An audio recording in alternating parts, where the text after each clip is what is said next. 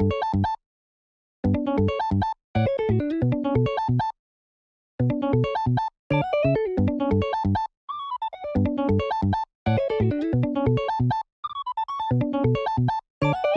what's up, ladies and gentlemen? Good to see you again, and we've got some matches from this past Wednesday. I was playing at my local shop, and I was doing a little bit of Uta gameplay. I'm up against my man Quentin here. He's playing Sakazuki, and yeah, this was the first game of the day. I was a little nervous because I do think the Sakazuki matchup is It's not terrible, but it's not great. If they see enough Luchis, then you know, it's a really rough time. And yeah, we get it started though. I did end up winning the dice roll, so I choose to go second. I go ahead and use that new Genesis though, just to see what we got. And I'm just going to pick up that chopper, knowing that I do not have a ton of 2K counters in this list, and it's going to be kind of tough to find them. So I'll take them where I can.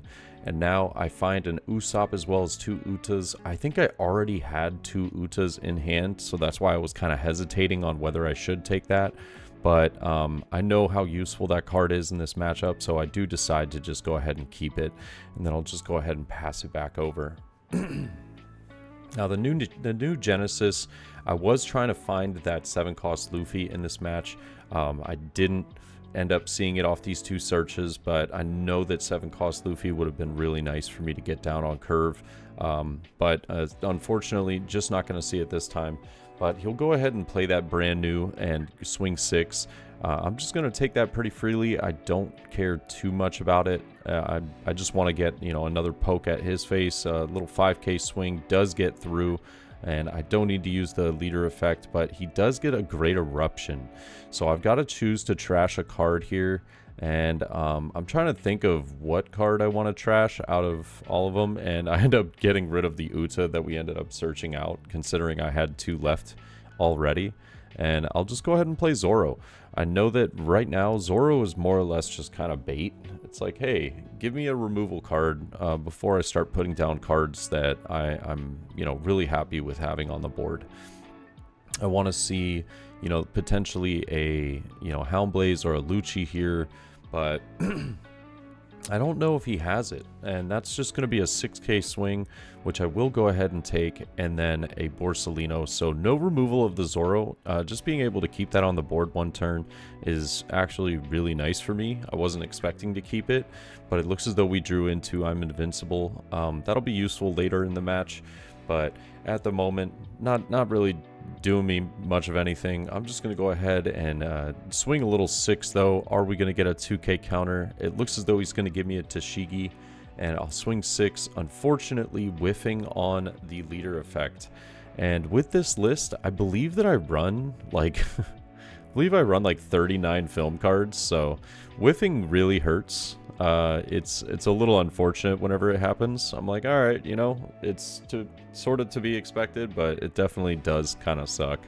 But with him being at the 7 Dawn turn, we could see that 7-cost Borsalino coming down. If it does, he won't be able to swing into my Zoro, so he'll either have to choose to bottom deck that or to bottom deck one of my active cards here. But that's yet again, if he does happen to have it, there is the option of doing like a Rebecca Houndblaze play, which would get rid of 2 cards on my board. I wouldn't be super ecstatic about that, but looking at his hand, it looks as though he does have the Rebecca, he does have the Lucci, but we're going to see a great eruption onto Brook. I put the most massive die on there, but realizing that I didn't really need to do all that, I could just choose to pick up one of my smaller die. He is going to use that Houndblaze though, and it's going to get rid of Brook, and now we're going to see more than likely an 8K swing into Zoro, if I had to take a guess. I think he's just deciding whether he wants to put it on brand new or leader. Yeah, and it's just going to be 8K at the Zoro. I don't want to give up too many cards out of hand right now just to save it. You know, it's unfortunate that it's got to go, but it is what it is. And now he's just going to pick up a Tashigi and go ahead and pass. So no, like, Hina onto the play. No effect off of Rebecca. is not too shabby for us. I do end up getting a Nami finally off of the leader search, but still haven't seen that 7-cost Luffy. And I'm just going to keep pulling cards out of his hand. We end up getting the Tashigi here. I am just going to probably attach one to Usopp as well. Give him another 6k swing. I know that Sakazuki is susceptible to 6k attacks. So it's like, hey, if you're going to take it, it's gonna cost you. And he does choose to take the life here. I'll go ahead and rest 4. And I end up finding either, I believe it's I'm Invincible, or I could pick up like an Usopp. But I do choose to take the event, knowing that I have, you know, some of the Utas in hand. And I'll go ahead and play Bartolomeo, restanding my Usopp, and just kind of resting that card. I only run the one of in my list right now, simply because I only have one. But I do like it. I think if I had to, I would probably run 2. There is another interesting variant of Uta that I've been kind of toying with, but it does require a few more of the Bartolomeos. But, you know, we're balling on a budget over here, so yeah, picking up 4 of those is going to be pretty tough. Pretty tough, not going to lie. But we're well into this match already. He is going to be at 9 Dawn this turn. So Rebecca Hina Lucci play, very scary to think about. We are just going to see a 5k swing, lowering Nami by 1. And now he might not have the Rebecca Hina, but he does have the Hound Blaze here to bottom deck my Nami. And that's why I wanted to restand the Usopp, just because it does make it that much harder for him to try and get rid of this off the board. You know, I don't mind Bartolomeo dying in this case. I just need to keep a board, since I haven't been able to see many Brooks. I haven't been able to see any Luffys. So just getting some of these, getting some of these combo, you know, pieces so that I have like an established board has been very, very difficult for me. Yeah, but a 6k swing, I'm just going to counter out with Chopper here. He's still got like a good 6 Dawn or maybe 7 Dawn to work with. He's going to rest 5 or 6. Did he accidentally rest 1 extra? I thought he rested 5 already, but is going to go ahead and trash the Kuzan and the Hina, though, putting those 2 in trash, and makes everything un-KOable. I know for a fact that Sabo is going to be a problem. You know, once it turns sideways, I do have the option of using Backlight. So Backlight in hand. Oh my god, we have 3 I'm Invincibles. Like, so I have the ability to go for the end game. But I'm just going to go 5 into life. What I'm trying to get him to do here is to rest the Borsellino, rest the Sabo if possible. One of them is just great. So we do get one of them to be rested. I'm happy about this. And now I'm just going to go 5 again. I'm considering whether I want it to go into brand new or into life. But I am just going to go life. Like, fingers crossed here that he rests the Sabo. If he doesn't, it's not too bad. He will just counter out with a Mancherry there. And I'll go ahead and play the 10-cost Dofi. I know that this is going to be a big threat for him. It's going to be a bit of a problem. And it forces, like, if he wants to attack, the only attack that he's going to be able to go through with is going to be Sabo. So not having leader effect this turn as well is very annoying for him. You know, just not being able to -1 maybe to the Usopp to use either Lucci or potentially a Hound Blaze here. Very annoying. But I know that he does have the Rebecca Hina Lucci combo in hand. He is going to use that Kuzan first, though, to try and draw into a card.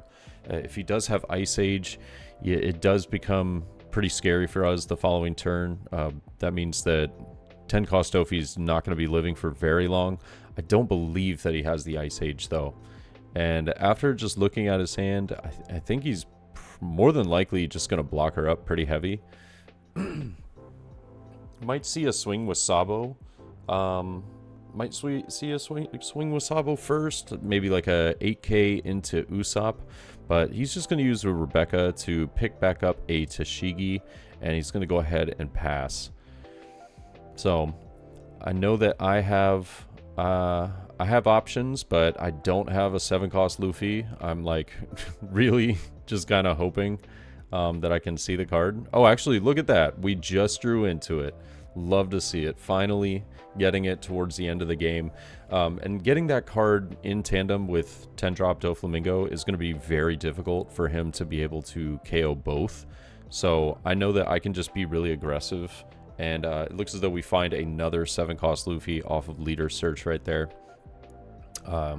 We do get the block, I believe, right there with the Borsalino. Or I'm not entirely sure. I believe he blocked with Borsalino, but another 7k swing. I'm choosing not to play Luffy this turn. I'm actually going very aggressive. I just want to see how many cards does he have in hand. Does he have enough to get out of it?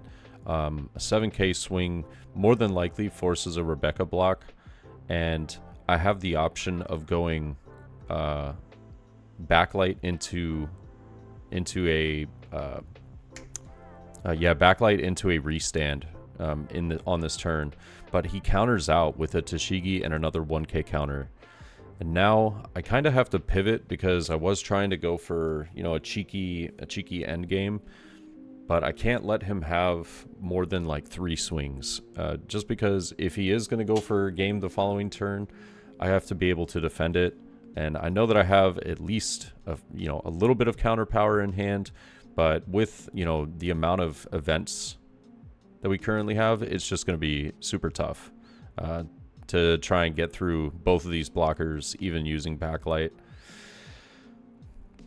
I could use, I'm just gonna restand here. Okay. And I'm gonna go probably 7 into the Borsalino if I had to take a guess. Yeah, 7 into Borsalino. Still leaves us with 3 Dawn. He's got 2 Dawn active, but that's irrelevant into Sakazuki right now. It just kind of depends on what counters he does have. He does end up letting that Borsalino go for 7, so I'm very happy about that. I'm just going to go ahead and go 10k to life, and he'll block with Rebecca. I know that I'm not dying the next turn now, and I can go ahead and play Uta. I'm considering whether I wanted to use the leader effect to restand Usopp, but I choose not to. Not that I hate that. It's I just didn't want to waste an event card, knowing that with Kuzan on board, more than likely the card's going to die anyways. Like, we'll see like a Rebecca Hina Lucci, because he hasn't dropped one on me yet, and I was kind of surprised at this point in the game, like the fact that he hadn't either seen a Lucci or he just hadn't played one. But yeah, I knew that card would kind of wreck my world whenever it came into play. I would have loved to get rid of Kuzan though that turn. I guess I could have potentially used backlight if I wanted to rest it and try and swing into Kuzan, but -4 onto Doflamingo. He's going to go 5 into Usopp. I know that I need to defend this now, because if he does what I think he's going to do, then both my 10-drop as well as either Usopp or Uta are going to die. And I'm just taking a look at his trash right here. I just want to make sure, like, hey, what cards do you have? I haven't seen, you know, many of the Luccis, but I've seen a few, and just kind of looking at some of the blockers, like, all right, how many Rebeccas? Because he's played quite a few already. You know, do we have to be aware of? And now, if I'm not mistaken, I think he's just considering going 7k with lead into Usopp. 7k with lead into Usopp, maybe lowering down Usopp to 2. If that's the case, I'm not going to block with Uta, just because I know that I might potentially need that swing next turn. And yeah, it's kind of scary right now. Like, we have the ability to try and go for game with the restand, but yeah, it looks as though he is gonna hit me with a 7k. So 7k to Usopp, I believe, just bringing it down by 1. Or no, he's gonna use the -1 onto Uta.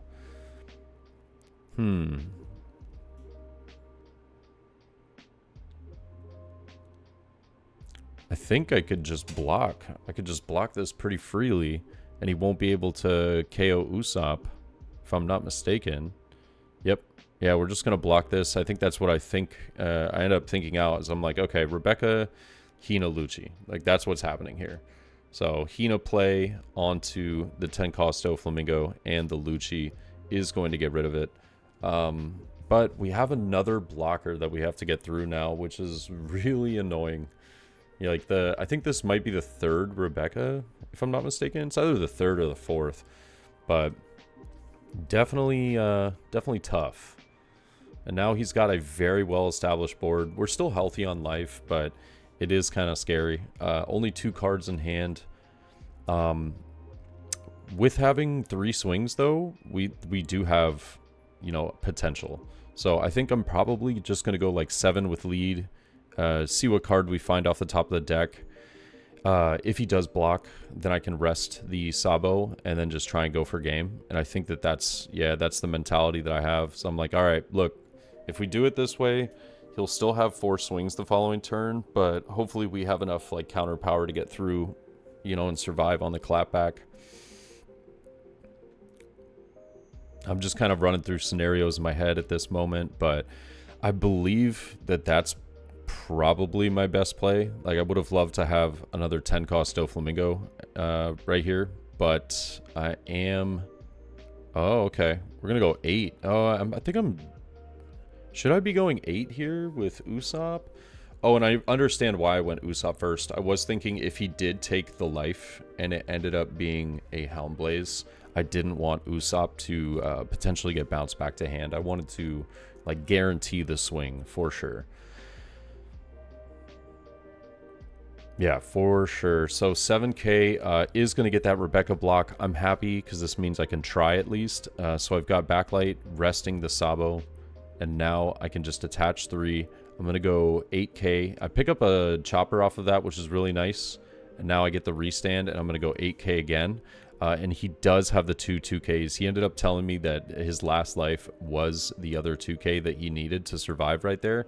So pretty gnarly. I was like, oh, geez, here we go. Oh, boy. And now I've got to survive 4 attacks with him having 5 on the board. Honestly, not exactly where I wanted to be. But if I'm being completely honest. I feel like the tough part in this spot is just knowing how much to swing for. Like, what numbers get you there? You know, is it a lot of 7s? Is it going to be, you know, potentially a 9 to finish it off at the end? I think he still has a Houndblaze in hand, so maybe going 7 with Kuzan or something like that, and then using Houndblaze onto like the Rob Lucci to buff it up to 9, and then just saving Rob Lucci until some point. But 5 at life, lowering the Usopp 2-0. This is good for me. Just being able to get out of a free swing is actually quite nice. Now I only have 4 to deal with. I am going to have to give him a 1k counter, of course, but this, you know, only having to pitch 1 card is very helpful for me. And now that 2 Dawn, he's just considering whether he wants to put this onto Rob Lucci or not. Does choose to go Rob Lucci and swings 9. I am ecstatic about it. I definitely thought we'd be seeing a 7k first. The 9k, really helpful for me right there. I don't have a lot of counter power, so I didn't have to pitch any cards, and it was very free attack for me. That would have been a pretty scary attack at the end. And another 9k, I'm definitely just going to take this. I think that's, you know, I think maybe just testing me for 7 would have been really helpful for him. But yet again, we are not drawing into counter power like whatsoever. I think I have like 3k counter in hand, but now I think we end up seeing the 7k swing. We end up seeing a 7k right now, and I'm like, okay, wait a minute. I do have enough to get out of this 8k if he goes for it, so I choose to take, and then he's going to give me an 8k to finish up. I do have the 2 2s to get out, and that's just going to win it for us. But I think he actually had a really good opportunity there at the end to go for game, but it was just swinging the numbers just a little bit backwards. Didn't end up helping him out in that end game, but... as much as I finally drew into 7-cost Luffy towards the end of this match, we never really even got to play it. I would have liked to, but I chose to go a little more aggressive route instead of playing that Luffy into Uta combo. But hope you guys enjoyed.